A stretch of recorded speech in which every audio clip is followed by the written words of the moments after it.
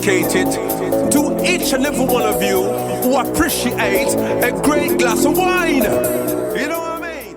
It's Monday. Let's raise a glass to the beginning of another week. It's time to unscrew, uncork, or saber a bottle, and let's begin exploring the wine glass. Today, I am sharing an audio recording of an online seminar I attended for the Oregon Wine Board, providing an overview of the Oregon wine regions. Directly from their site, Oregon's wine valleys are diverse environments formed by the dramatic geological events of the past.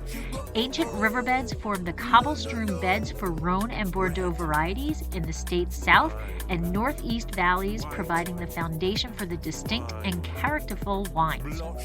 This seminar, led by Master of Wine Bree will be highlighting the diversity of the state's regions. While you're listening, please take a moment to rate and review Exploring the Wine Glass. Ratings are now available on Apple Podcasts, Spotify, and Audible. Taking 1 minute of your time is the only way the algorithms will suggest Exploring the Wine Glass to others. And if you enjoy the podcast, your wine-loving friends will too. Slainte. Hey everybody, I'm Lori Budd, a UC Davis winemaking program, someday service, champagne specialist, and WSET Level 2 graduate. You can find Exploring the Wine Glass on all the socials, as well as your favorite podcast catchers. If you haven't subscribed yet, now's the perfect time to swipe, subscribe, rate, and review. I promise I'll never tell you what to drink, but I'll always share what's in my glass. I'm David DeWitt. I'm the Trade Relations Manager for the Oregon Wine Board, and we're joined today with Bree, our Director of Education. Some fun facts, rather, about Oregon. Oregon is the 33rd state to join the Union. We were declared a state February 14th, 1859. Coincidentally enough, the state flower is the Oregon grape. Here's my little joke for the day. Our bird is the western meadowlark, which was voted by school children in 1927, and the state tree for Oregon is the Douglas fir. The webinar series is all in appreciation of Oregon Wine Month, which is celebrated annually in May, and we've been doing it since 2012, so this is kind of our 10th anniversary, if you will, and it's an opportunity for us to encourage increased support from distributors, from restaurants, and retailers across the country. We do this to stimulate promotions and sales throughout all trade channels. And ultimately, the goal is just to develop a deeper affinity for Oregon wine with the consumer. Our guest, Bree, who's joining us today from wine country, a blustery afternoon here in Oregon, is our Director of Education and Master of Wine. And Bree, please take over. Thanks, David. Welcome, everyone, to another series of webinars for Oregon Wine Month. There's a couple of questions going on in the chat about audio, and yes, all attendees have been muted, but please do put any questions into the chat and I'll be sure to answer them, and David is going to monitor that while I'm presenting as well. So he'll throw questions out at me just in case I miss any. And Mark had a really great question about what does MW stand for. It stands for Master of Wine. It's one of the highest qualifications in the wine industry. It's similar to a Master Sommelier. However, Master of Wine is a qualification that extends from the business aspect through vineyard, viticulture, enology, trade, consumer, journalists. There tends to be no one shoe that fits a Master of Wine qualification. So Masters of Wine will be in many roles in the wine industry, from viticulture through to enology, sales and marketing, journalists, educators, and we often wear many hats. So I am also the education director at the Oregon Wine Board. I also make wine myself and have worked in pretty much every facet of the wine industry, from being on the floor as a somm to sales and marketing and importing and distribution. And yes, I am from down under, from Australia. So hello to everyone over there, if anyone is up really early and watching this. Let's get started. We're going to go into a little overview of Oregon wine for this seminar series. We are going to go deeper into each region of Oregon wine as the series progresses. So please, if you're curious about the new and upcoming regions in Oregon and how they differ from, say, the Willamette Valley or Oregon as a whole, please join us for the next seminars as well. And we have, oops, I went way too far then. So Travel Oregon likes to say that there are 7 wonders of Oregon: Columbia River Gorge, Crater Lake, the Painted Hills, the Oregon coast, and Smith Rock and the Wallowas. But we believe that there's an 8th, and that is Oregon wine country, where you can find a world of wine within our state's borders. And each region is not only a great hospitality region, but each region makes fine wine and has a lot of other activities that you can engage in as well while you're here. So it's a really great place to come and visit and spend a week or a long weekend. So getting started here, how does Oregon make such great wine? So violent beginnings really did lead to the creation of unique and fairly interesting soils that are perfect for fine wine creation. So millions of years ago, the tectonic plates collided. The North American and Juan de Fuca plate collided, sending part of Oregon that was underwater, pushing it way up into now being above ground. So prior to that, the Pacific Ocean went all the way inland to Montana, and everything, when those plates came together and smashed, got crunched and pushed up together. What this also did was cause a series of volcanic reactions where the Cascade Ranges and the Coast Range were all established at this time. So lots of volcanic activity happening. And so now we have our 2 major soil series in Oregon, which are volcanic basalts and the marine sedimentary soils. From this, we also had a series of ice ages, and Missoula floods are the largest floods that occurred over about a 50-year period that filled the Columbia Valley from Montana through Canada, Washington, and the Columbia Gorge, and actually carved the Columbia Gorge and the Columbia River. So that's what you can see there in that picture, is this area in the Columbia River that was carved and created through all of this ice age floods. It was sort of like a bathtub where the ice was frozen and then would thaw, and some would be released, and so the ice would fall down again and more would scrape through that valley, taking with it all types of different rocks and volcanics and alluvial stream sediments as these masses of water flooded down into the Willamette Valley. So that's the creation system for the soils of Oregon. Mainly volcanic basalts, marine sedimentary bedrock and uplifts, and then alluvial gravels and loess soils from the dispersion of windblown volcanics down the Columbia River Gorge and into the North Willamette, and then alluvial gravels and benchlands in southern Oregon and the east of the state, where there's meandering river systems that seem to form and then move and form and move again, leaving behind all of these really interesting cobbles and really free draining soils that, you know, vines love. Vines don't like to have their feet wet for very long, especially during the growing season, which makes for a lot of vigor in the canopy. So a lot of the soils in Oregon are just that perfect level of being water holding enough that we can get through a lot of the growing season without irrigation, and then free draining enough that they're not creating too much vigor and disturbing the vines. So along with those geographical landmarks of Oregon, the Pacific Ocean borders us to the west.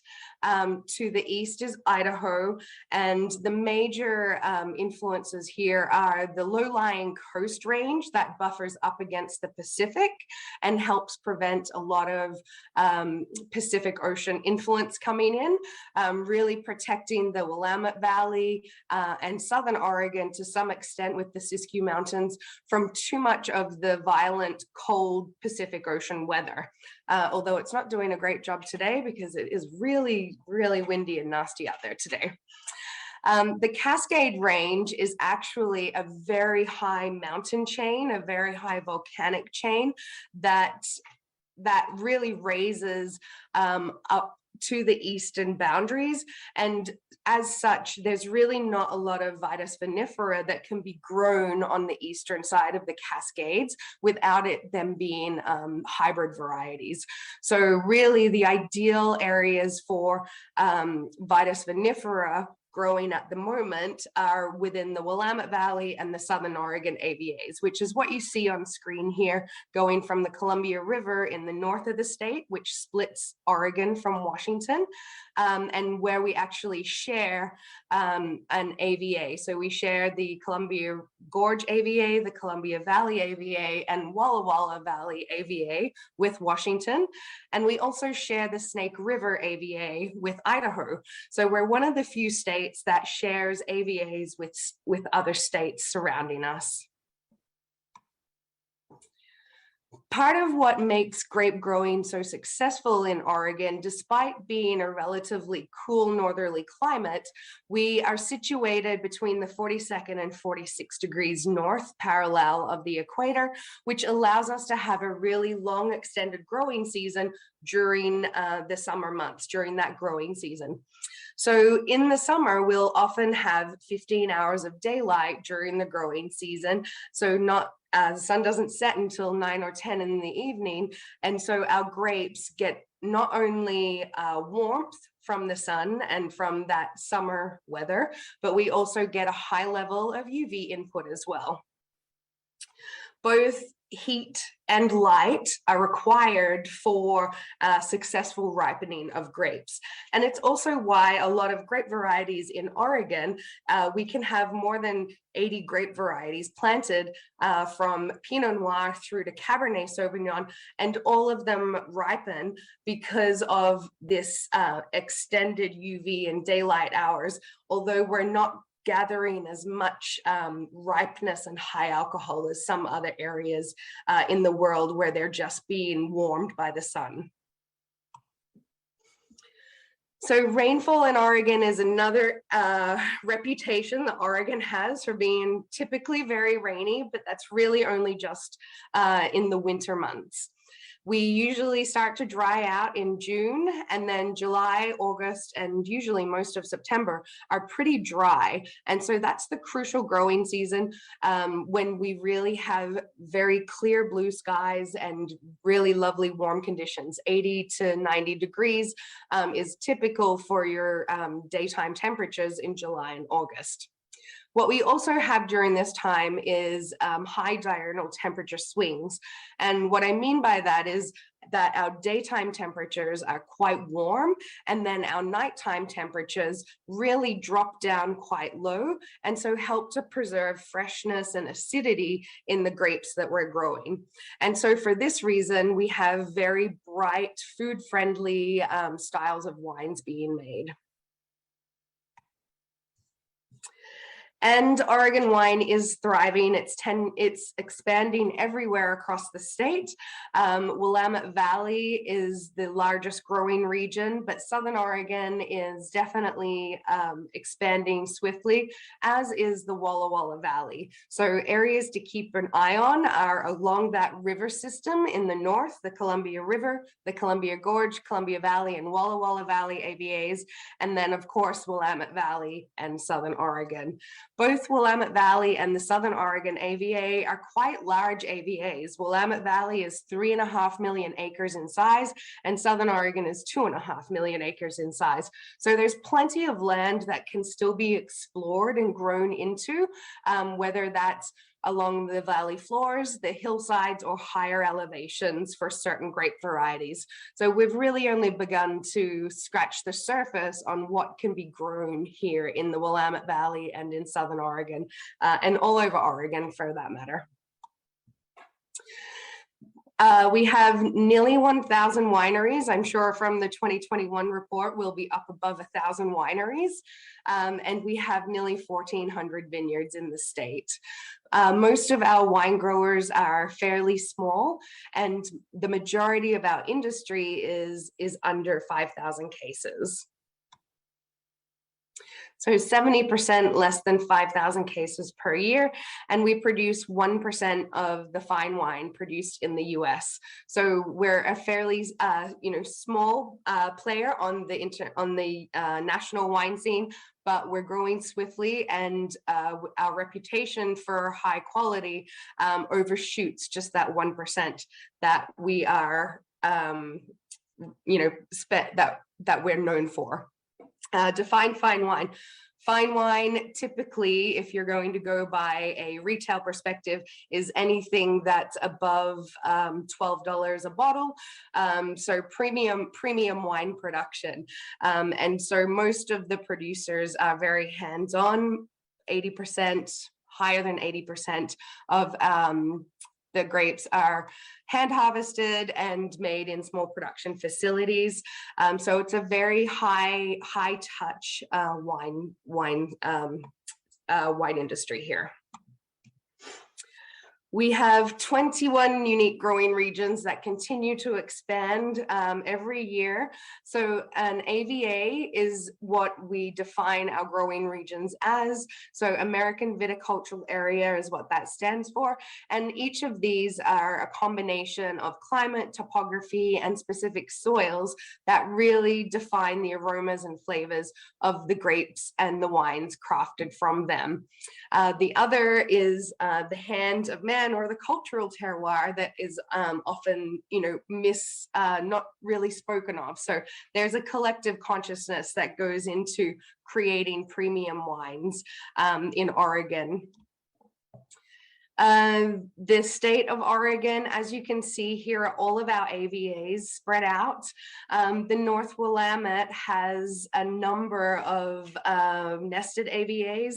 So now there are 10 nested AVAs, and primarily these are situated just within around an hour south and west of Portland, the major city in the state, and just north of the capital, Salem.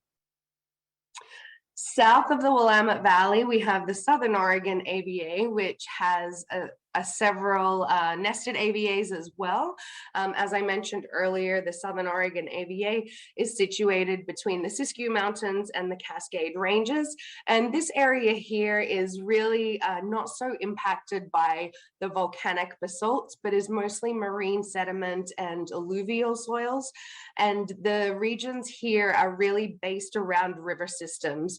And we will talk more about these as we go into the individual seminars on each of the regions. As I mentioned also, we have 4 cross-border AVAs. So Columbia Gorge, Columbia Valley, Walla Walla, and Snake River Valley. So Oregon's top varieties. Pinot Noir is the predominant variety grown in Oregon. The state's diversity of geography and microclimates and aspects, like I mentioned, between the different elevations, the varied soil types, the different aspects, do make it well suited to many different varieties. And there are more than, it says 70 here, but I believe there's more than 85 different varieties now grown in Oregon. It's hard to get a true number on that, but it's changing all the time as more and more clonal selections and grape varieties are brought into the US.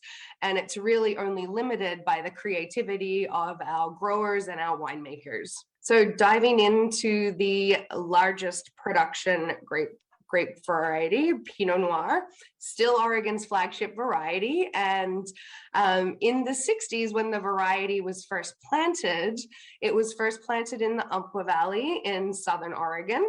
and then spread a few years later to the Willamette Valley.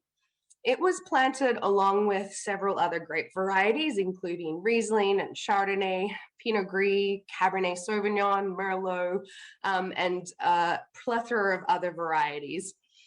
So Pinot Noir was planted among a series of others, but it was really in the 1975 bottling of the Irie Vineyard that really won its favor at an international competition and started to turn the eyes of the US and the world onto Oregon for Pinot Noir.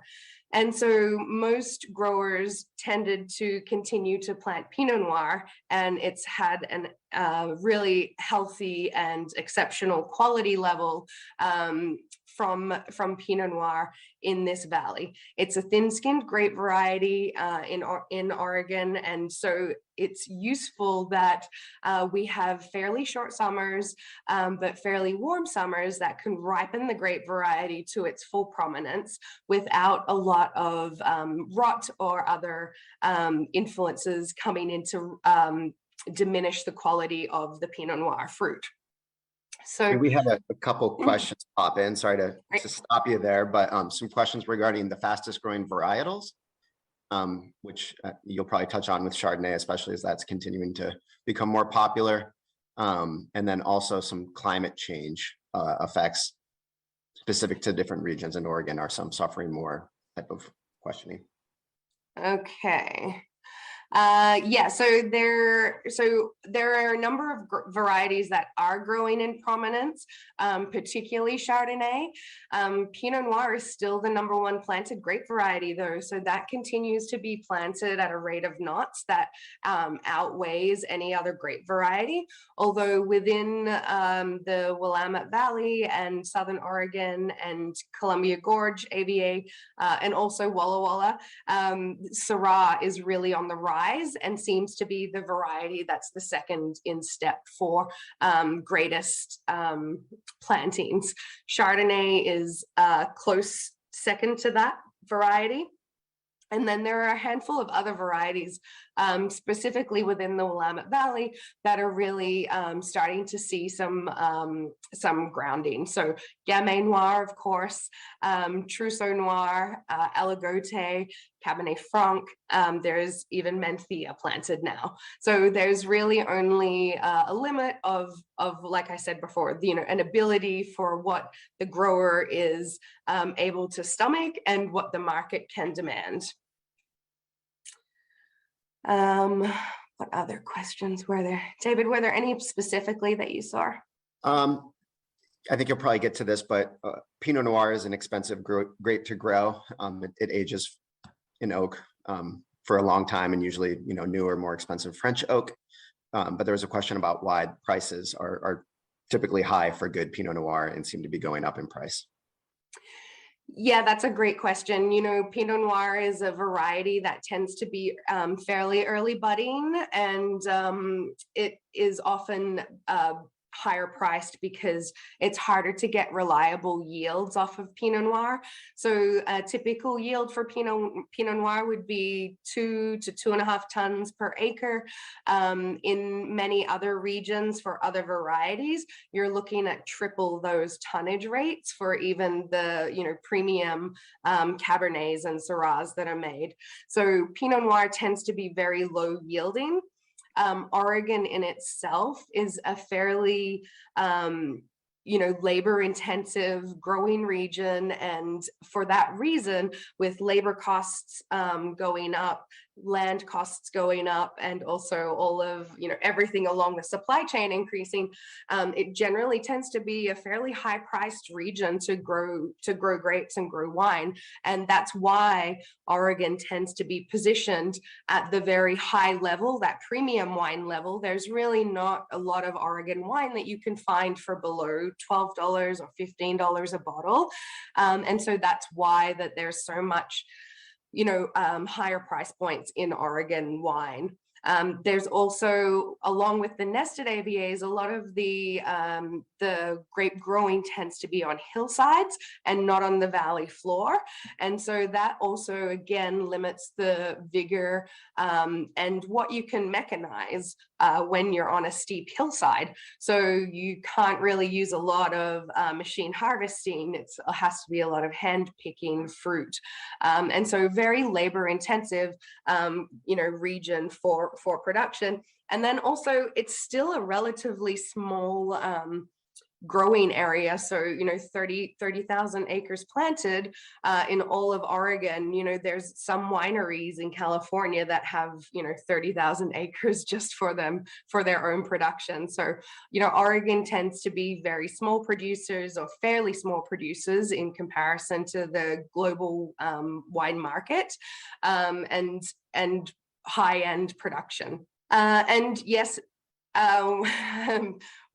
Burgundy is on the same latitude, similar latitude, but the differences between Burgundy and Oregon are vast, and probably the only two similarities are that we grow Pinot Noir and the latitude. The soils are completely different. The growing season is completely different. Burgundy has rainfall and cloud cover throughout the growing season. The only other thing is that, it's a small production region, more or less. So some similarities, but not a lot. So as I mentioned, the grape variety was first planted just over 60 years ago in the Umpqua Valley. And you can see these are two of the oldest vineyards for Pinot Noir in the Willamette Valley, the Eyrie Vineyard and David Hill Vineyard. And you can see the types of weather that come in through the Coast Range and sit in the valley here. There are a handful of own-rooted vineyards left that were planted in the 60s and 70s and 80s here in Oregon, but most are now on rootstock because of phylloxera. And all plantings since the mid-90s have always been on rootstock. So really protecting these old vine vineyards is something that's very important and to the history and pedigree of this valley, and also seeing how the climate is altering and changing, and where production is moving to for Pinot Noir and for fine elegant Pinot Noirs as well. Pinot Gris was planted among the first varieties here in Oregon as well. And it really was the first Pinot Gris in the US to be commercialized and sold throughout the US. So the early Willamette Valley wine growers really developed the market for Pinot Gris in the US. And that market today is still the #1 grape variety for white wine production here in Oregon at 14% of plantings. And it's primarily grown in the Willamette Valley and in the Southern Oregon AVAs of the Umpqua and Northern Rogue Valley AVAs. So a lot of canned wine under Pinot Gris. There's a lot of outdoor activity here, and especially in the summer when the days are so long, we spend a lot of time at the rivers, lakes, hiking, biking, and at the beaches. And so canned wine has really taken over here. And Union was one of those first companies to invest in canned wine, high quality, sparkling, and still table wines in a can. And that market has really exploded here in Oregon, and with good reason. And then there's also King Estate, which is, I think, the largest producer of Pinot Gris in Oregon, and really spent a lot of time developing the market and brand for Pinot Gris and high quality, traditional, more Alsatian style of Pinot Gris, where it's much more rich orchard fruit flavors and some complexity, creamy complexity from lees.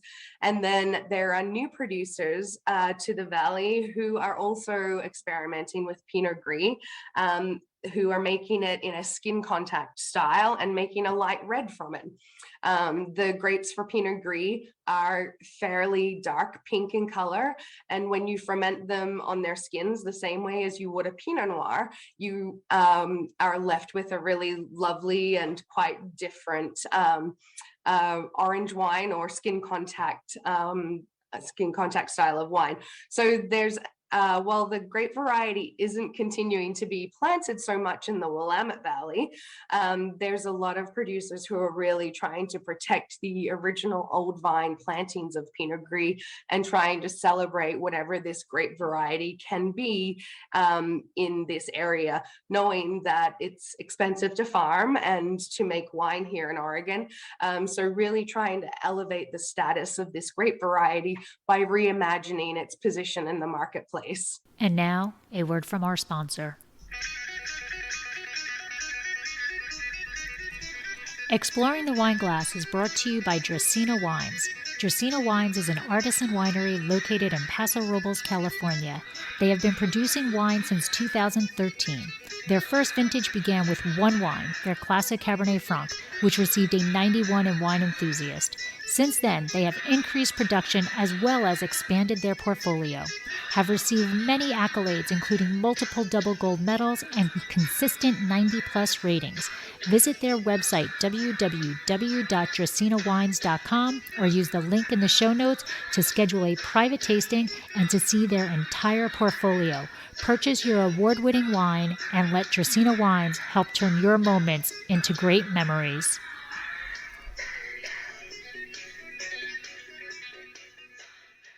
There's a Why question that also just came up, regarding the French style. Yep. Yeah, I think you hear about them being produced in a French style simply because Pinot Noir is renowned for being from Burgundy. That's its spiritual homeland, and many winemakers here have done the the harvest in Burgundy. There's a lot of Burgundian producers now that are actually investing in the Willamette Valley. I think there's at least a dozen producers now, Burgundian producers, French producers who've purchased land here and are making Pinot Noir here.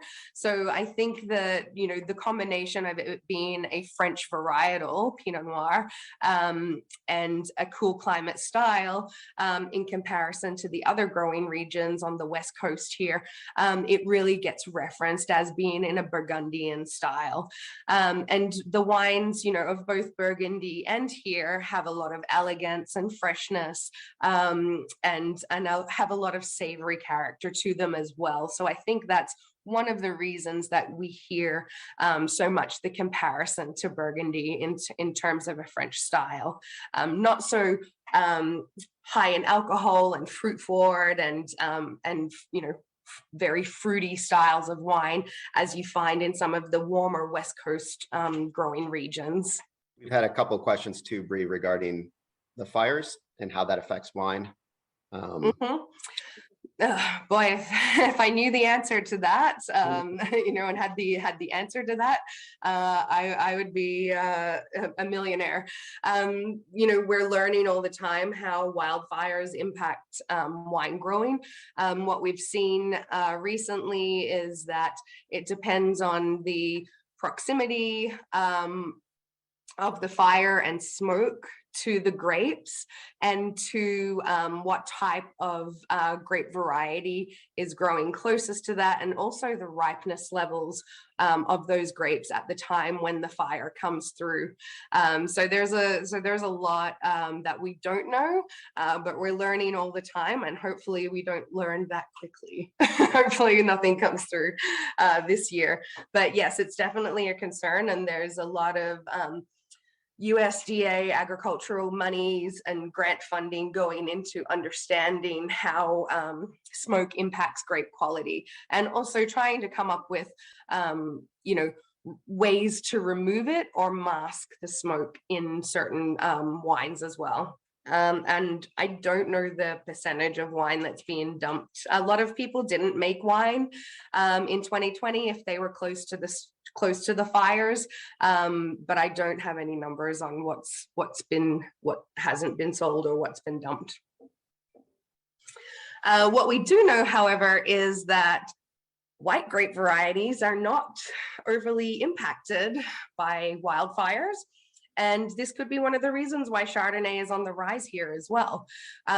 We are finding that the grape plantings of Chardonnay have doubled really in the last 5 years or less. And we're still seeing more and more plantings all the time of Chardonnay happening.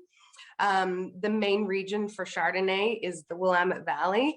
And what we're starting to find here is that the varied selections of clonal material and also exposure to new elevations and different sites has really allowed Oregon Chardonnay to start to be dialed in and making some really complex and age-worthy styles of Chardonnay. So it is grown all over the state.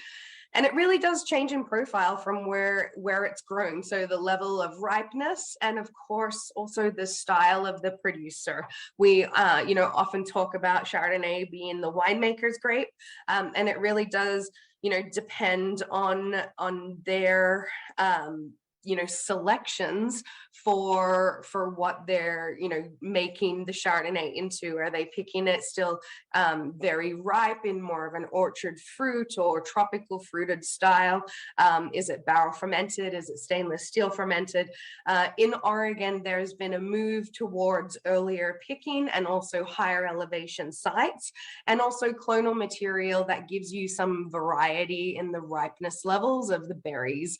So much more complexity being given by different pick dates and then also aging as well. So typically barrel fermented in oak barrels, not so much batonnage anymore, but just full fermentation in oak barrel.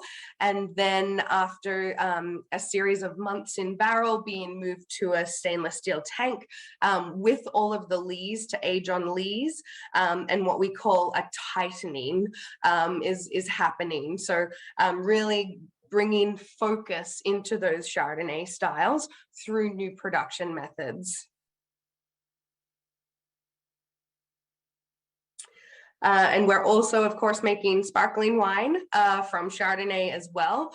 And it's interesting to note that, although Southern Oregon is producing a lot of Chardonnay, Pinot Gris, and Pinot Noir, most of the fruit from the Southern Oregon AVA is shipped north to larger producers up here, such as A to Z and Union, who do make, and Acrobat, who make an Oregon appellated wine that you're most likely going to see on your BTG pours.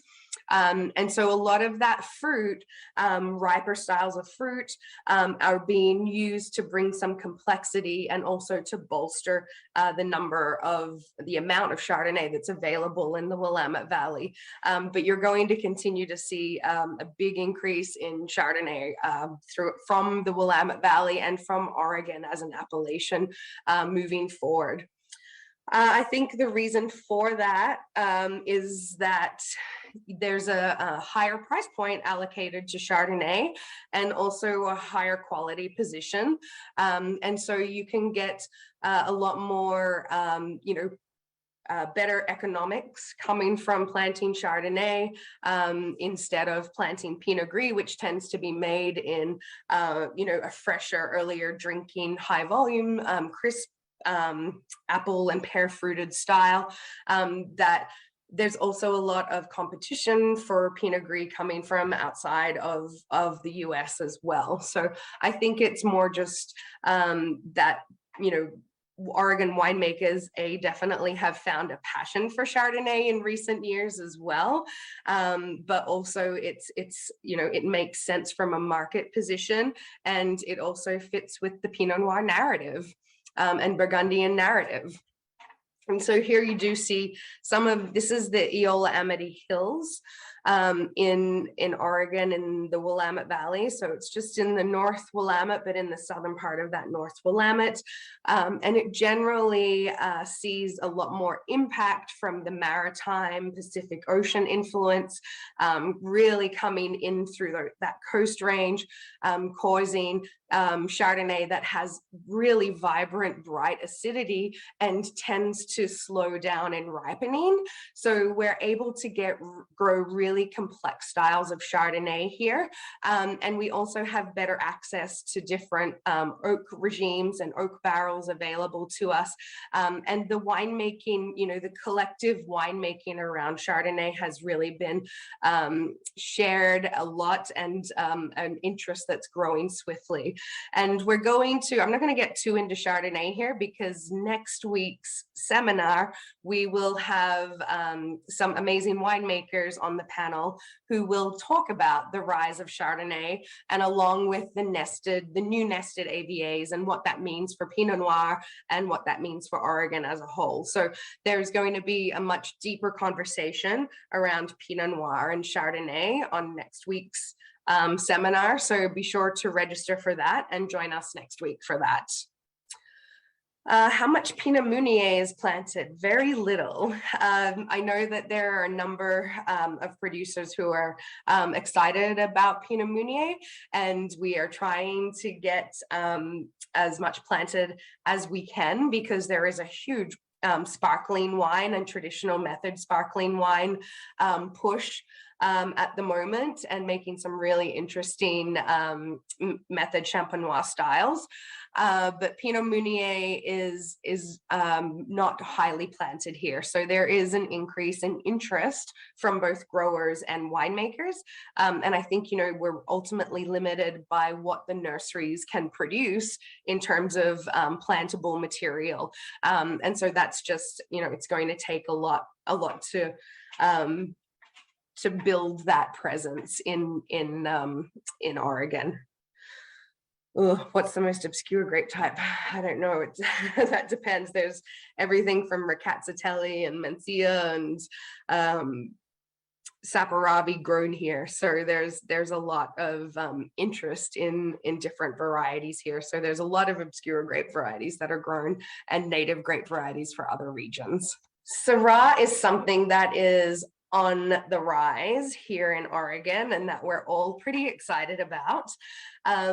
Surprisingly, there's a fair amount of Syrah planted in the Willamette Valley, and it really does make some really distinctive styles of grapes and wines here. So Walla Valley, the cross-border AVA that's shared with Washington, has nearly 400 acres planted, and 220 acres are in Milton Freewater, which is the new nested AVA that's within the Walla Valley. I'll talk a little bit about their soils in a moment when I flip over, but there's also 1,000 acres in Southern Oregon. And so we're generally really looking to these two regions to lead the charge for high quality, really complex styles of Syrah here. And they do tend to be still very cool climate styled Syrahs. So you can see in that top image, these are the cobbles that are in the alluvial riverbed that is the rocks district of Milton Freewater. And so these cobbles serve two purposes. They heat up the ground, and in a fairly continental and cool climate region, these rocks really help to stabilize and warm the vineyard soils, and then through the growing season project that heat back onto the grapes during the evening, when the temperature can drop by 40 to 50 degrees overnight.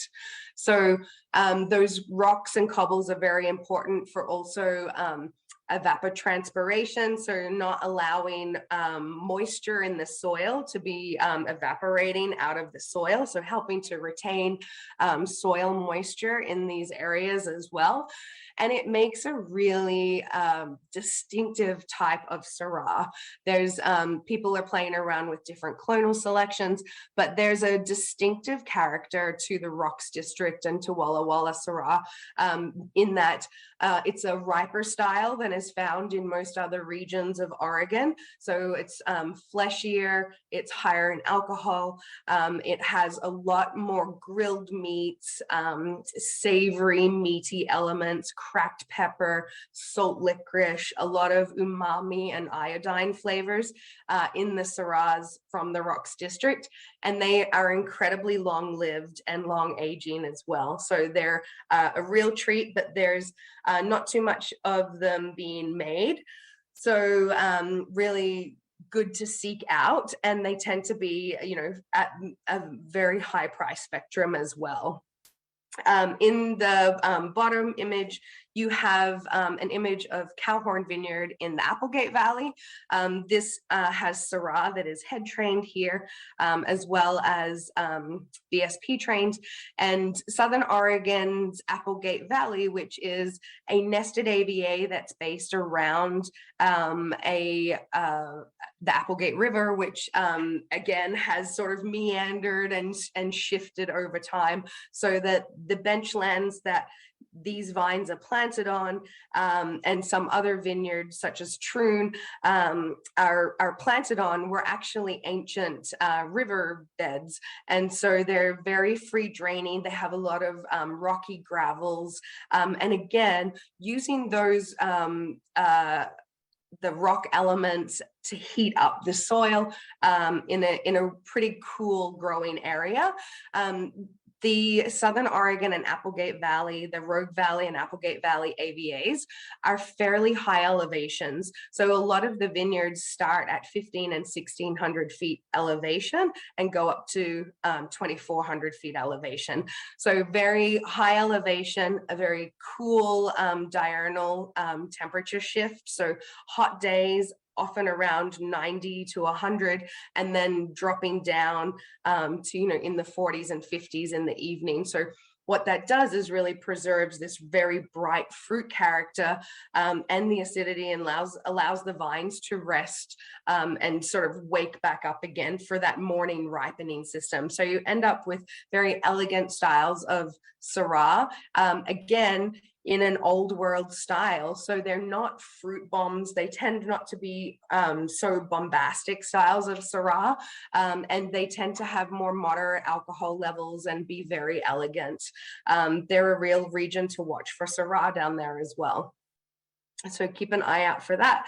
And then in the Willamette Valley, it's made again in a very similar elegant style. So lots of violet florals, cracked pepper, a little bit of bacon, and raw meat characters, but very much a cool climate style of Syrah found in the Willamette Valley as well. And then finally, Cabernet Sauvignon is a variety that we don't normally think of being associated with Oregon, but there's a decent amount of it planted here. So around 1,500 acres in total. The grape variety is increasing, and it's primarily grown in the Rogue Valley and also in the Walla Valley. And again, these wines are, you can see the similarities between some of the regions between Walla and the Rogue Valley. You tend to find vineyard plantings on the valley floors and the low-lying foothills, and the higher elevations are too cool for a lot of grape growing. So really a lot more of a benchland, alluvial riverbeds, and sloping gently hills than what is really found in the Willamette Valley, where vines tend to be planted on relatively steep slopes and high hillsides. So Cabernet in Oregon, again, like Syrah, like Pinot Noir, you know, the cool climate characters are still present. So you do get a little herbaceousness coming through on the Cabernets. You do get cassis and much more elegant blue and plum and black fruit flavors at fairly moderate alcohol levels. The tannin profiles can be very compounded because of the diurnal temperature shifts and what tends to be fairly small berries on these clusters and on these bunches. And so a challenge for winemakers is often not over extracting. So being quite gentle in the fermentation and handling of Cabernet Sauvignon in both Walla and the Rogue Valley to create elegant styles. But the combination of bright fruit flavors and compounded tannins and bright acidity really make for a Cabernet that is a little more claret in style or Bordeaux in style, that has a little bit more elegance and freshness, and also again is very food friendly and can age very well. And again, we're going to go into all of these areas much deeper on their own as we look at the individual AVAs. So make sure you register for the upcoming seminars, and some of these will have winemakers in them, grape growers, and they'll be sharing what attracts them to certain regions and some of the challenges and styles of winemaking that they're really exploring and excited about in Oregon today. Finally, Oregon has a huge commitment to sustainability and a lot of integrity to its community and people. LIVE certification stands for Low Input Viticulture and Enology. And this is a third-party certification that was actually created about 20 years ago here in Oregon to give both growers and wineries a guide or a roadmap to creating a very holistic and regenerative vineyard system. And so it's one of the few certifications that actually considers the forest and the growing regions around the actual vineyard itself, and also considers the workers' health and the the rivers and salmon safe, the rivers and systems that come off of wineries and vineyards. I believe there are a couple of wineries that are on their way to being certified carbon neutral. We also have, I think, the US's first regenerative organic winery in Oregon as well, which is Strewn Vineyard in the Applegate Valley of Southern Oregon. And we have a very high percentage of Demeter certified vineyards as well. So biodynamic certified vineyards make up 50% of the Demeter certified vineyards in the US. So 50% of those are in Oregon. We've also had a long history of working to empower our vineyard stewards and protect our workers' families with Salud auction, which happens every year.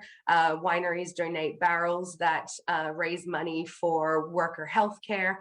And then Ivoy is a recent player or introduction to the Willamette Valley wine community, which is bringing vineyard stewards from the vineyard into the classroom, giving them a full education on the business of Oregon wine, and giving them Wine and Spirit Education Trust certification for level 1 as well.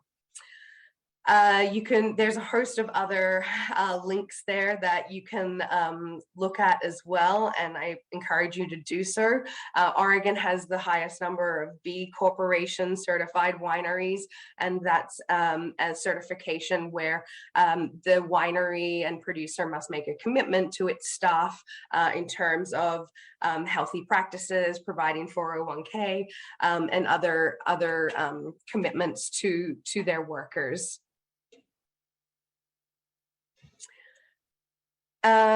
Question.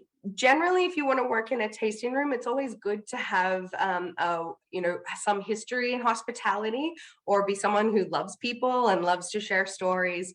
High quality hospitality is always something that every tasting room is looking for.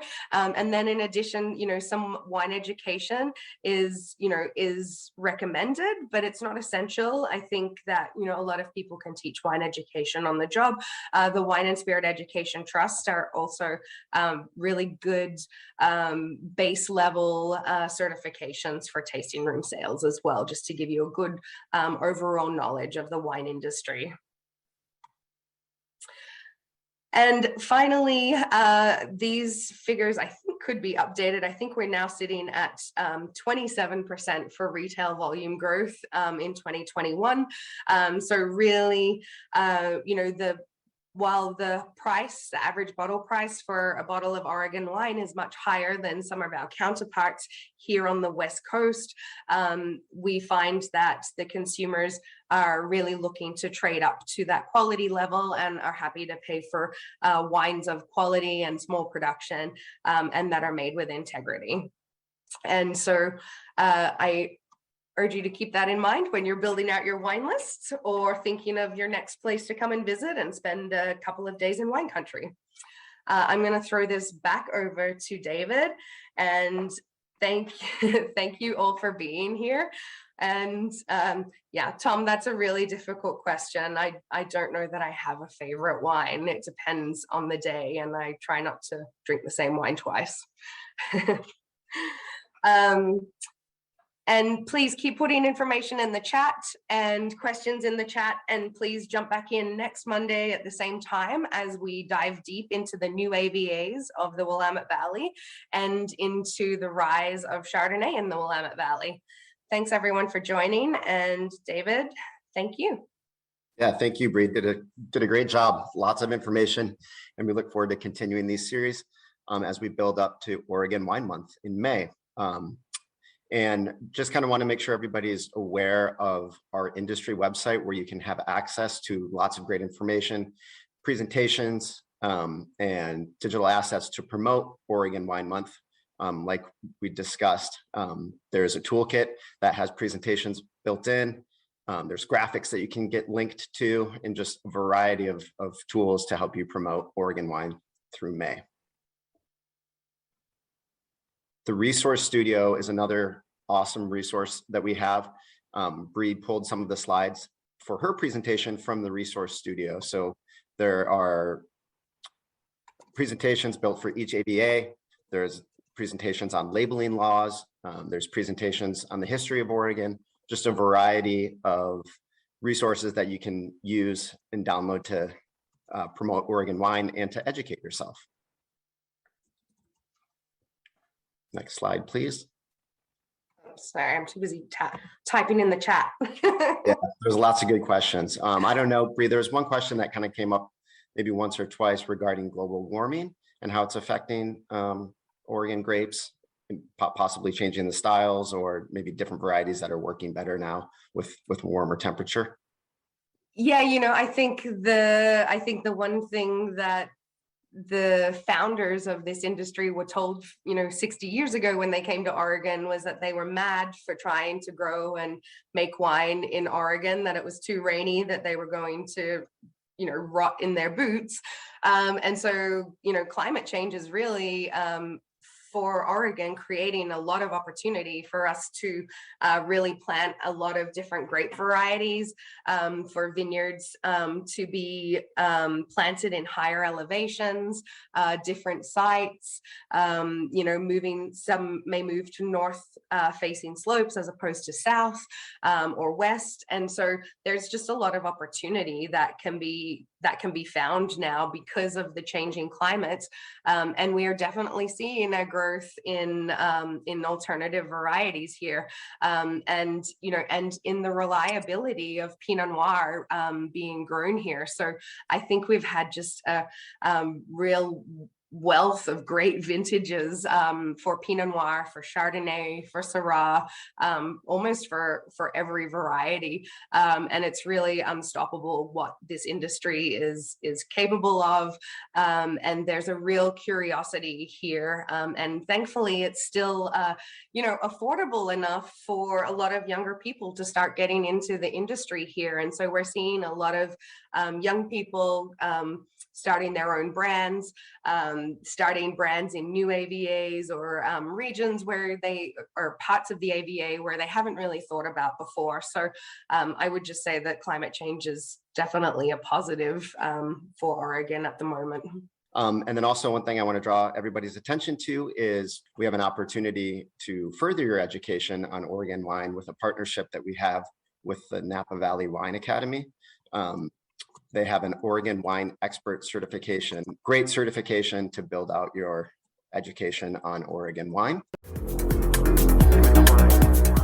This has been another episode of Exploring the Wine Glass. Thanks for listening. If you have suggestions on what topics you would like me to discuss, please reach out on social media.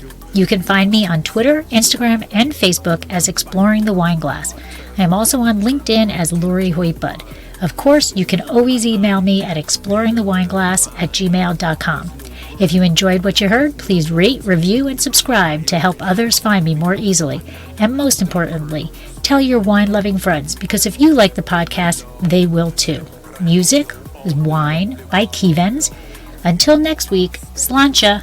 Very special. You are so special. You even in the Bible. Give me the red wine. Give me the white wine. Give me the sweet red wine. Give me the wine. Give me the wine. No, no, no. Oh, no, no, no. Never let you go. Oh, oh. No, no, no. Never let you go. Oh, oh. No, no, no. I want to let you glass right now. For my 10,000 tell you, there is always time for a good glass of wine.